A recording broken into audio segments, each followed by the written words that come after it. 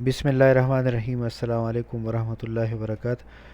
نن یو بلې ویډیو سره حاضر یم. دا ویډیو چې کوم دی د ګیس د وجې نه چې کومې حادثې زموږ په علاقو کې د پښتنو کورونو کې او د کار ځایونو کې کیږي د هغې باره کې ده. سوي ګیس عام استعمالیږي. دا په سلنډرو کې هم راځي او په پیپونو کې هم راځي او خلک یې چې کوم دی پخلي لپاره په کچنونو کې استعمالوي او کمرو کې چې کوم دی یخنیانو کې کمرې پې ګرموي او دې نه علاوه نور هم د کار په ځایونو کې ډېر زیات استعمالیږي.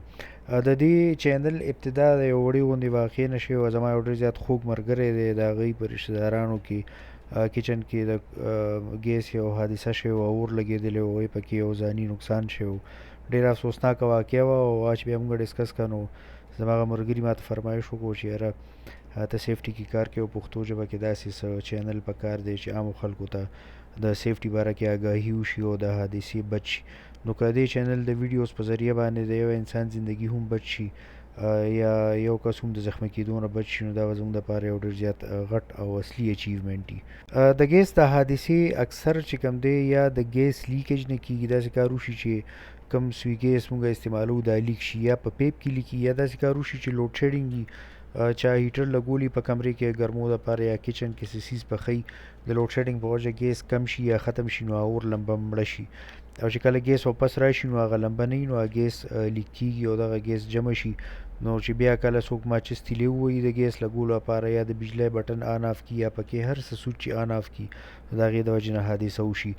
دویمه حادثه داسې کېږي چې دا ګیس کله لیک کېږي انسان ته پته نه لګي، ویده وي خلک اکثر، او د دې زهریله اثر هم وي. که دماکه ونه شي نو د یو خپل زهریله اثر وي او د هغې اکسیجن د کمی په وجه باندې چې کوم دی دې کې خلک وفات شي. اکثر په بیسمنټس کې دا حادثې ډېرې کېږي.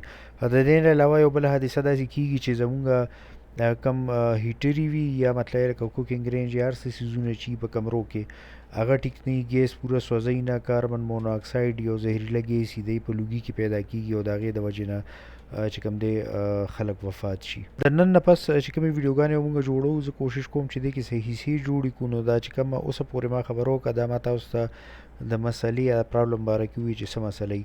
دې باره کې یو ایډیشنل انفارمیشن یا معلومات درکول غواړم چې ګیس حادثې چې کومې دماکي کېږي نو دا LEL او د UEL ترمنځ کېږي، لوور ایکسپلوزیو لیمټ او اپر ایکسپلوزیو لیمټ.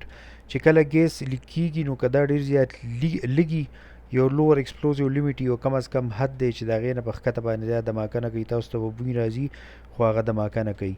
چې کله د لوور ایکسپلوزیو لیمټ نه یا د ښکتني حد نه دا ګیس سیوا شي د کنسنټریشن، نو که دغه دوران کې بیا څوک ماچس وغیره ولګوي نو هغې نه بیا دماکه کېدی شي. بیا یو اپر ایکسپلوزیو لیمټ دی چې ګیس په کمره کې دومره ډېر زیات شي چې اکسیجن پې کم وي او هغې ته اور نشي لګېدی. په دې باندې به یو بېله ډیټیل ویډیو بېله کوو، خو لکه د اپر ایکسپلوزیو لیمټ نمبر او په LEL نه ښکته چې کوم دی دماکه نشي کېدی، البته پوایزنینګ کېدی شي. UK کې چې کوم دی همیشه کوشش کوئ چې تاسو خپل کار کمپټنټ پلمبر باندې کوئ، کمپټنټ کس باندې. ما یو ویډیو الریډي کړی هم ده، خو تاسو ته به څنګه پته لګي چې سړی کمپټنټ دی که نه دی. نو معلومات دپاره په UK کې چې کوم زموږ ملګري اوسېږي نو هلته چې کوم دی یو کمپټنټ یو ګیس سیفټي رجسټر دی، ګیس انجینر رجسټر دی. نو هغې کې لکه څوک تاسو په چا باندې کار کوئ نو هغه رجسټر کې تاسو آنلاین چیک کولی شئ چې یاره دا سړی کمپټنټ دی که نه دی. بله یو معلوماتي خبره دا ده چې د ګیس کې یو خاص خراب غوندې کې سمیلي، نو که ګیس لیک کېږي نه تاسو ته پته لګي. څلورمه معلوماتي خبره یو دا کول غواړم چې تاسو کله ګیس چولې ته اور ولګوئ نو که د هغې فلیم یا د شعلې رنګ زیړي نو دې مطلب چې ستاسو چوله خرابه ده، او که د هغې رنګ اسماني یا بلو وي نو دې مطلب دی چې ستاسو چوله ټیک کار کوي. که چوله هم خرابه وي نو دا ټیک کول پکار دي. اوس به راشو د دې مسلو حل طرف ته. ټولو نه اول خو خبره دا چې تاسو کله هم د ګیس کار کوئ په خپل کور کې پیپونه لګوئ یا څه څیز جوړوئ دا په کمپټنټ یا تکړه ماهر او قابل سړي باندې کوئ. په نور ملکونو کې د پلمبرانو لپاره خپل ټریننګ وي او هغوی د یو سرټیفیکیټ یا یو کارډ لي څنګه ډرایوینګ لایسنس یې باندې ایکسپایري ډیټ وي. خو که زموږ په ملک کې په پاکستان افغانستان یا نورو علاقو کې دا څیز نه وي نو مونږ د چا نه تپوس کولی شو چې یاره تکړه استاد دلته کې څوک دی.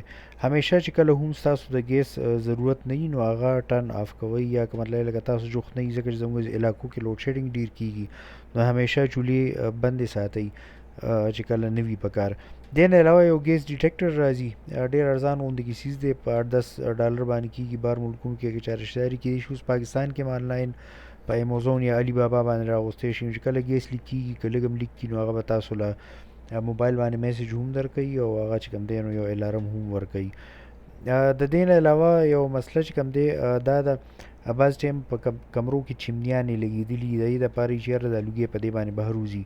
خو که په همدغه کمره کې تاسو اګزاست لګولی په واشروم کې، نو بجای د دې نه چې د هوا بهر وځي، نو دا لوګی به چې کوم دی ټوټل واشروم طرف ته راځي. مطلب دا دی چې تر اګزاسته پورې د ستاسو چولې نه راواله د اګزاسته پورې چې کوم ځای دی، نو دا ټول به د لوګي نه ډکي او دغلته چې کوم دی پویزنس ګیس کېدی شي. همیشه کوشش کوئ سلنډر موږ چې کوم دی کچن کې دننه ایښي، کوشش کوئ چې د دې لپاره بهر د کچن او د کور نه یو ځای جوړ کړی شوي چې هلته هوا لګي او د هغه ځای نه صرف پیپ راننوتي. همیشه چې ستاسو کوم پیپونه وغیره دا د ښه کوالټۍ استعمالوئ. زموږ پاکستان کې چې کوم د ګیس پیپونه وي دا ډېر زیات نري وي او ډېر په اسانه باندې زخمي کېږي او لیکېږي. بهر ملکونو کې دونه سخت پیپ وي چې تاسو ول په ګوتو زور ورکړئ یا چپړتي کولی هم نه شئ. نو ښه پیپ اکثر استعمالوئ او همیشه لیکیج چک کوئ. که چېرته کې لیکي نو لیک به څنګه چک کوئ؟ همیشه لکه څنګه چې دا ټیرونو والا پنچرو لیک چک کوي، یو بالټي کې شیمپو واچوئ او چې ځګ جوړ کړي هغه اوبه په فوم باندې راوالئ او په پیپ باندې ولګوئ چې کوم ځای کې لیکي تاسو ته پته لګي. ستاسو کومې کمرې چې کچن په کار دی، دا په کار چې دی کې غټ شیشو والا کړکۍ چې څونه دیوال کمی او کړکۍ زیاته وي، دا ستاسو فایده ده. یو خو دا چې په دې باندې وینټیلیشن کېږي، هوا راځي. که ګیس لیک کېږي هم نو دا به دماکه نه کېږي. ما چې تاسو مخکې ذکر وکړو د لوور ایکسپلوزیو لیمټ نه به دا ښکته وي، د دې کنسنټریشن به دونه کم وي چې دې ته به ور نه لګي. دویمه فایده یې دا ده که ګیس پکې جمع هم شي، نو که خدای وکړه حادثه کېږي، نو د شیشو کړکي چې کوم دی دا ډېر پریشر نه الي، دا ژر ماتېږي، نو دماکه به کمه وي. دا دماکه چې څونه په بنځي کې او په سختو دیوالونو منځ کې، نو دا چې کوم دی ډېر زیات پریشر ډیولپ کوي او ډېر زیاته زوروره وي. نو همیشه چې کوم ځای کې کړکۍ زیات وي هلته دماکې زور یا اثر کمي.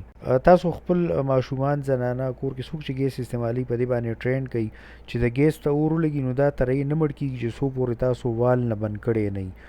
اوبه پې مه اچوئ، هېڅ هم پې مه کوئ. اول لاړ شئ وال بند کړئ، د دې ګیس اور به پخپله بند شي. که بیا کپړې یا بل شي ته اور لګېدلي پې باندې اوبه اچولی شئ.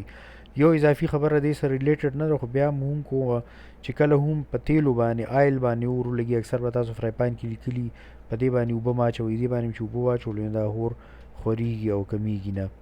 که تاسو شکي شئ چې یو ځای کې ګیس لیک کېږي، په بوی باندې پوه شوئ، نو هلته کې نه د بجلۍ لایټ بندوئ مه یې لګوئ، پکې اګزاست هېڅ څیز مه بندوئ لګوئ. که تاسو بجلۍ څیز آن آف کو، دې نه اور لګېدو یا دماکه خطره کېدی شي. کوشش کوئ چې مخې سره کړکۍ ټولې کولاو کړئ، چې کوم څیز لګېدلی یا لګېدلی پرېږدئ، چې کوم بند یا بند پرېږدئ او نیچرل وینټیلیشن ته پرېږدئ، نو چې دا ګیس ټول وځي.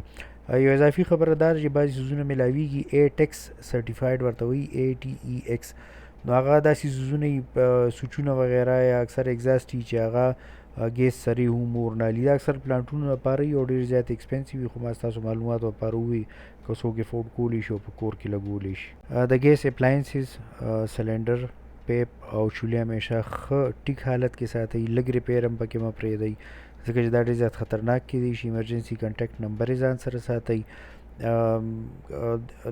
خلک ټرین کوئ، کور کې موږ ټرین کولی نه شو، خو لکه دا ویډیو کتی شي یا لکه تاسو ورته زباني ویلی شئ. د دې باره کې نور ډېر معلومات د HECU کې په ویب سایټ او د OSHA په ویب سایټ باندې په انګریزۍ ژبه کې دي. که تاسو چېرته کې دا ساینس سیفټي والا ساینس ولګوئ نو هم د خلکو زندګي بچت شي. د دې سیفټي باره کې تاسو نبوش کوئ نو دا ویډیوز به تاسو له ډېر زیات هیلپ درکوي. او د سیفټي باره کې نور ویډیو کتو دپاره د دې چینل ویډیوز وګورئ، لایک یې کوئ، شیر یې کوئ، کمنټ یې کوئ پې. الله حفاظت کولو والا دی. الله دې زموږ د ټولو حفاظت وکړي. د لوی الله په امان.